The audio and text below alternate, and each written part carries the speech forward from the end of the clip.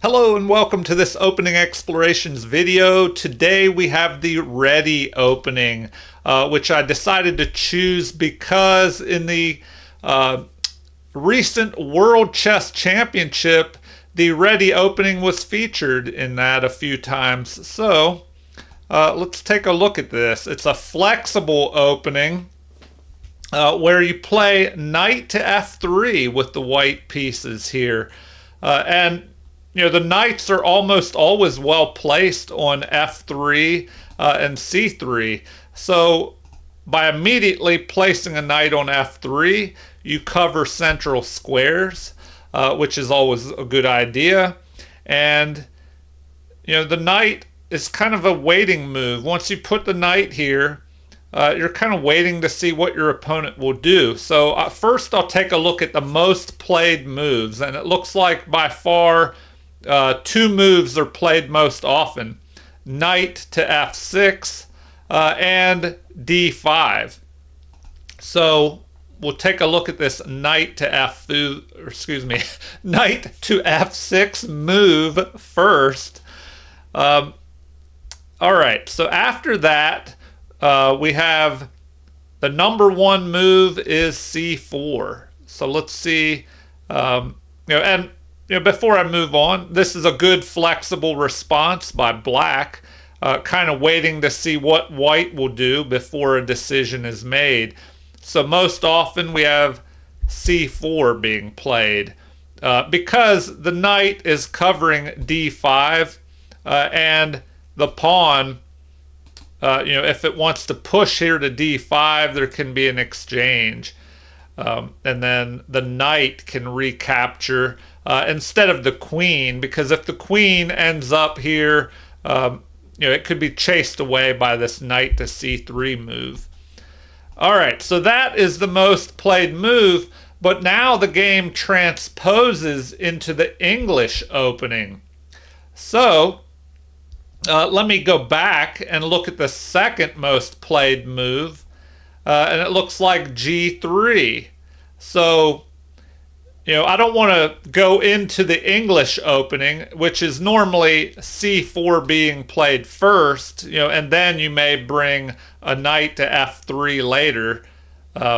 So instead of transposing into that c4 move, which is the English opening, I'm going to take a look at the second most played move, g3, which is the Reti opening King's Indian attack. So this is another opening. You probably heard of the King's Indian defense, where you bring the knight to f6. The pawn pushes forward, and the bishop fianchettos here, aiming down through the center and towards the queen side. So here, this is kind of the white version of the King's Indian defense, the King's Indian attack. That's something we could take a look at. If I go back here, what is the third most played move after these two knight moves? It looks like d4. So here, this is another possibility, but it looks like there can be a lot of transposition. You could have, a possible pawn move to d5, then the c pawn could push forward and transpose into a type of queen's gambit, perhaps. So after this, we have, the Indian game knights variation. So it looks like g6 is played most often, and then after that, what? c4. As it's usually a good idea to control the center, and this pawn attacks the e5 square, and the c pawn would control the d5 square, or at least help control it and attack it with the pawn. All right, and now we're into a King's Indian defense. So a lot of transpositional possibilities, and for beginners, if you're not familiar with transposition, or that term, that's just basically where you start with one opening, and then after a series of moves, it turns into another opening. And that could be a good strategy where you can steer the game out of your opponent's preferred opening and into an opening that you are familiar with. All right, so let's go back a little bit here. See what other possibilities we have after these first two opening moves. And, I'll have to look at what other options there are besides the knight to f6 move. So we looked at d4. Looks like b3 is the Nimzo-Larsen variation. So this move, the Nimzo-Larsen variation of the Reti opening, Nimzovich, a great chess master from about 100 years ago, and Larsen, a great chess master from Bobby Fischer's time. Along with Bobby Fischer, Bent Larsen was one of the best chess players in that period from the West. We had the greatest players from Russia, and they were all world champions and famous Russian players, but Bent Larsen was another great player who was not part of the group of Russian greats. All right, so let's see here. After b3, it looks like the most common thing is to play this to get ready to fight the bishop, which is fianchettoed, and then this bishop does that as well, and they fight for this diagonal, and also for the strong central squares here. All right, so now we have what? g3 being played most often. Black can castle quickly here, and it looks like after bishop to g2, white is ready to castle. So then this is played most often. And once again, this is a King's Indian defense setup. And then after d4, that does block the scope of the bishop, but it does help control the center. And now this is played most often. White castles, e5, and we have an attack in the center. So capture, knight to g4. So this is an interesting option. And instead, we notice why this is a good move. The pawn cannot capture, or the bishop will capture bishop. So c4 is usually played. Knight captures here. And then we can have an exchange of knights in the center, or just knight to c3. It's possible to play that. So after capture, bishop captures, knight attacks the bishop retreats back, and then rook grabs the half-open file. So queen comes forward, connecting the rooks. We have rook to b8 being played most often. That's interesting, maybe with plans of pushing this pawn in the future, although, right now it's being covered. So the rook that was not doing much in the corner centralizes. Bishop to e6 is played. Knight up to d5 onto the outpost. The knight is knocked out of there. Bishop captures. Knight up to d7. Maybe wanting to press forward, probably here to the king side, and then attack that bishop. So after that, there's usually a trade. Okay, so this is one way that it could play out. And we have a transposition back to the Indian game, East Indian Prespiorka variation, if I pronounce that correctly. All right, let's go back. We'll reset here. Take another look at this Reti opening. Now, this is just an intro, so I'm trying to give you some ideas of, if you play this Reti opening, what can you expect from your opponents, the most played moves. So after knight to f3, we looked at this knight to f6 move and all the different moves that white can play here. c4 transposes to the English opening. g3 kind of gives you a King's Indian attack. Let's see, d4. And if, maybe I should show you these moves. So this is an English opening. Okay, this would be a King's Indian attack. d4, what was that? An Indian game knight variation if you go here. So next we had the Nimzo-Larsen variation of the Reti opening where we looked at this. So what is next here? The Reti opening quiet system where you just play this. We could take a look at that. And it looks like g6 is played most often. So once again, pushing this pawn forward to here and then fianchettoing, kind of another King's Indian defense type setup. The second most played move looks like is d5, just pressing the pawn to here, gaining space in the center. e6 can be played. So a lot of flexibility and different possibilities in this opening. So let me go back. There's kind of a lot to cover here, and because it's an intro, I'm not going to dig into all kinds of variations. I will play a few other things out. So d3 is the regular Reti opening, which is pawn to d3. So we might as well look at that since this is the Reti opening intro. Most often played is d5. So take a look at the main line here. And then what? g3.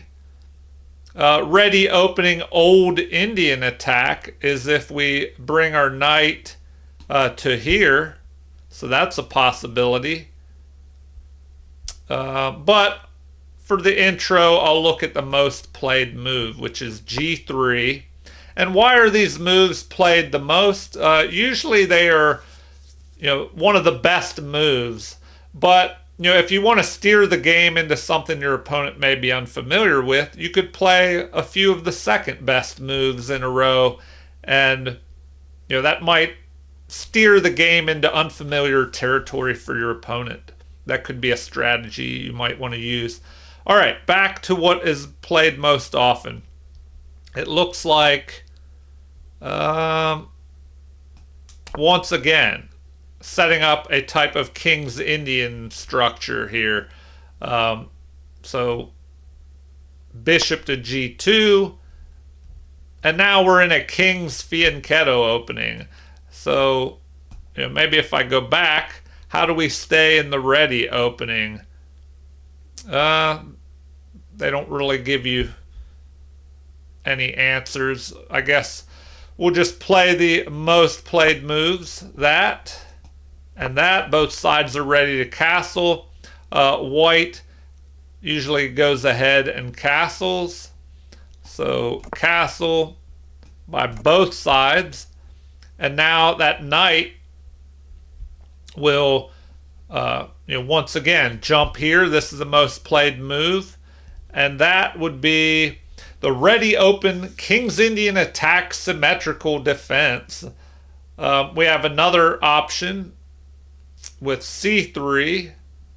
Yeah, so as you can tell, there are just a lot of options. These are flexible. The Reti opening is a very flexible opening. So, it could be something you might want to try out. Feel free to leave any comments. Let me know if you do use the Reti opening, what you think of it. I would be interested to hear because maybe I've tried the Reti a few times, but it's not a main opening that I've used often. And I thought I would dig into it a little bit here with an intro to the most common moves because it was played recently in the World Chess Championship with Gukesh and Ding Liren. All right, so let's see here. C5 is played, by far the most, and then E4. And so we're, in the Reti opening, King's Indian attack, symmetrical defense. So I'll play this out a little bit just to give you an idea of what you might see. So E5, capture, knight captures, knight to C4, putting pressure on this pawn with two knights and a rook. So the rook helps defend. Then we have gaining space on the queen side with A4, H6, preventing pieces from landing here. C3 prevents knights from moving forward, maybe with a possibility of pushing in the center in the future. Bishop to F5, knight attacks the bishop, bishop retreats, A5 gains more space, queen gets off the back rank, connecting the rooks. We have queen to A4, and rook at A to D8. So, one way you can tell if your opening turned out okay is if your rooks end up on good squares, half open files, or on a file that you plan to push a pawn or exchange pawns. So I'll play this out a little bit further. Pawn pushes forward. We have a counter push by black, and then knight to A3, maybe threatening to jump forward and attack the queen. Knight at D to E7. Knight does attack the queen. Queen sidesteps, and bishop up to E3, and now white has connected their rooks. All right, so this is an example of how a game could play out. I won't go further into that. Let's go back to the beginning and take a look at, well, what if you play knight to F3 and your opponent does not play the most often played move of knight to F6? What is the second most played move? It looks like D5, just immediately grabbing space in the center. And here it looks like G3 is played most often, but that will take you into a King's Indian attack. D4 is a queen pawn opening Zuckertort variation. So this would be King's Indian attack. This would be the queen pawn opening Zuckertort variation. Now we have the Reti opening Reti gambit, the third most played move. So this is something to definitely take a look at. This, it attacks a strong central pawn with a less valuable flank pawn. So forcing black to decide, what to do about this pawn. Should he push forward, trying to gain more space? Should he capture and pull his central pawn away to the side? It looks like most often played is C6, which takes us into an English opening Caro-Kann defensive system. Okay, the next move is E6. So, you could play that. The next move is, or the second most played move is that, which is called it transposes into the English opening Agincourt defense. Okay, so third most played is the Reti opening Reti gambit declined advance variation. Or you can accept the gambit. So let's take a look at declining the gambit but pushing forward, advancing. After that, B4 can be played.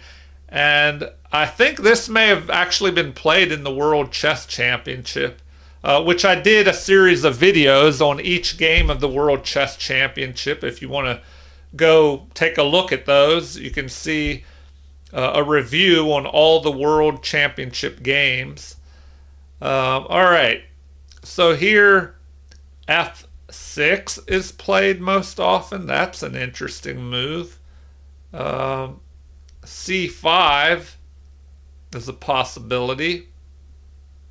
G6. So yeah, many possibilities here. So as an example, I'll show you this most often played move. That an immediate attack in the center, E5, covering, and that's why this move was played to help cover here. But that looks dangerous. Anytime you move the F pawn and open up this diagonal on your king, the queen could try and deliver a check here. So you always have to be on the lookout for that. Here, let's see, C5 is most often played, blunting the scope of the bishop and preventing it from attacking this pawn. So A5 attacking the base of this small pawn chain. Queen to A4 check. Bishop blocks. B5 gains more space. And interesting choice here. Bishop captures. So that was played. Or wait, did I look at that correctly? No, I did not. Okay, yeah, you wouldn't want to go here or the bishop will just be captured. So they actually moved that bishop. I apologize for moving the wrong piece there. So here we would have bishop, knight, and then the center is opened. Bishop attacks bishop, knight covers, and white castles the king to safety. So then here, knight to b4 can be played, preventing the exchange of bishop for bishop. So now d3, pawn pushes forward, knight at b to d2, queen gets into the action here, and capture. Queen is under attack, moves to b3. We have queenside castling. Rook lines up, creating a battery here. Knight at e to d5. So yeah, a lot going on. So you might want to take a look at that. The Reti opening, Reti gambit declined. So let's go back to the beginning here and see if there's anything else we should take a look at. So if we go back, once again, the Reti opening is played by white after he moves knight to f3. A very flexible opening, kind of waiting to see what your opponent would do. But at the same time, you're controlling valuable central squares with that knight. So most often played is a knight move to f6 in response. d5 is the second most played move. The Reti opening Sicilian invitation. So the third most played move is that. And here, if you play c4, this would be a transposition into the English opening symmetrical variation. Reti opening Sicilian invitation continues with g3 here. And then, let's see, knight to c6 is played. Bishop just develops. And what next? G6, E5.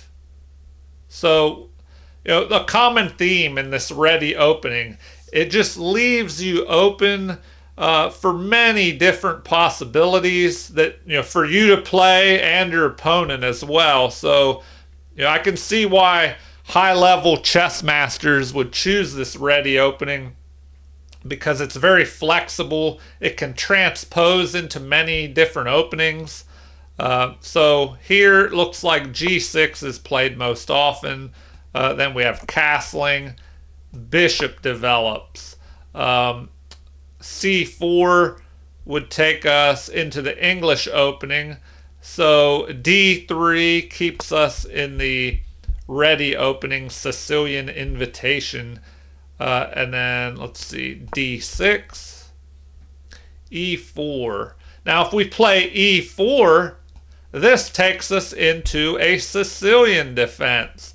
So C4 might take us into a English type opening. All right, well, that's as far as I'm going to go in that variation. So let's go back to the beginning, make sure there's not anything else that we should cover. So knight to f3, the ready opening. Let's see. It's possible for this to be played immediately. Now we have a ready opening kingside fianchetto variation. Looks like d4 can be played, but that would transpose into the modern defense, if we go here. The second most played move is ready opening kingside variation. So we see a lot of fianchettoing in this ready opening, it looks like. So bishop, and then white moves their bishop. Both sides are getting ready to quickly castle. Ready opening kingside. Let's see. It looks like e5 is played most often. The response d3, covering this square, preventing the knight from being chased. And now white has a King's Indian defense type setup. That black would normally play. So this could be a King's Indian attack type of opening. And now d5 is played most often, followed by castling. So castling. And then here, if knight to e7 is played, well then we would go into a King's Indian attack. Double fianchetto Pachmann system. Knight to c6 is an option. But anyway, you get the idea. Another example. You can try and play these out, leave comments, and if you have anything to say about it, what openings you tried or variations of this ready opening. So back to knight to f3, the ready opening. What's another possibility? D6. We could play this, and it's the Pirc invitation. So maybe inviting to transpose into the Pirc. D4. If we move this pawn, that would be what? The Queen's Pawn opening Tartakower variation. Ready opening Pirc invitation would involve bringing this pawn up, as we've seen multiple times. You could play this as well. And then after e5, let's see, knight to c3 would take us into the English opening. d4 is considered the English opening. Just another example of how there are so many possibilities with this ready opening. It's very flexible. Knight to f3, and then you have different options. You can fianchetto here. You can start pushing, a flank pawn or the central pawns. What's another option? The ready opening Dutch variation. The opponent could play that. And this video would just go on and on. Here's an interesting name. I'm going to play this one out just because the name is interesting. The Black Mustang defense. The ready opening Black Mustang defense. So that's just a cool name. So why don't we try that? Uh, Knights are out on the board. Now, the most often continuation is D4. But if we want to continue the ready opening Black Mustang defense, we're going to play C4. And then E5 is usually played. If we play knight to C3, we go into the English opening. D4 is the English opening. So, not sure how we keep it into the Mustang defense. I guess that move works. And then knight to F6 is most often played. So, a lot of transposition, it looks like. That, knight to C3, we could play that. Bishop fianchettos. And then we can fianchetto as well. Knight develops. Fianchetto, both sides can castle. And then now we've gone into the English opening reversed Sicilian Tamenov variation. So if we want to stay in the Black Mustang, maybe we go here. Then D6 is a possibility. So unleashing the bishop. Queen to C1 maybe. Usually you want to get your queen off the back rank. But if we go here to C2, the knight could attack our queen. All right, what if we castle now? We stay in the ready opening Black Mustang defense. All right, so I could play this out a little bit. The most commonly played moves. Bishop develops. B4 gains space. Queen develops. B5 attacks the knight. Knight drops back.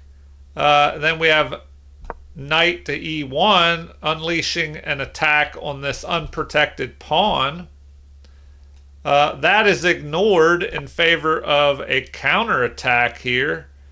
So normally that is captured, rook captures, pawn captures, knight captures. So a lot of trading going on here. Oh, the bishop traps the rook here. So queen creates a battery with the rook. We have capture. Queen to B5. Okay, they attack this rook here. So rook. Oh, and the queen was under attack, so that's interesting. A block. Knight up to D5. Knight takes. Pawn takes. And now, black is in trouble here. Bishop takes E2. The rook is captured. Queen to H3. Knight to G2. So, I don't know. Yeah, this just looks like a wild and crazy, Black Mustang defense. The bishop is just picking everything off. Queen down here to B3. D5. Oh, that's interesting. The queen can just capture that. Queen to G4. Knight to wrong one. Knight to E3, attacking the queen. Queen to E2. Bishop's under attack and moves to B4, attacking the rook. All right, you get the idea. All right, one more look back to the back at the beginning, the ready opening. What are all these possibilities? And look at this. There's so many options for black, and that's something you would have to watch out for if you're playing this opening. You probably need to know a lot of openings and how things can transpose. We could even have this move, a queenside fianchetto variation of the ready opening. B5, the ready opening Polish defense. C6, the ready opening Slav defense. Yeah, so many different variations. All right, I'll wrap the video up here. Feel free to leave any comments, like and subscribe to support the channel if you haven't already. Thank you for watching and have a super chess day.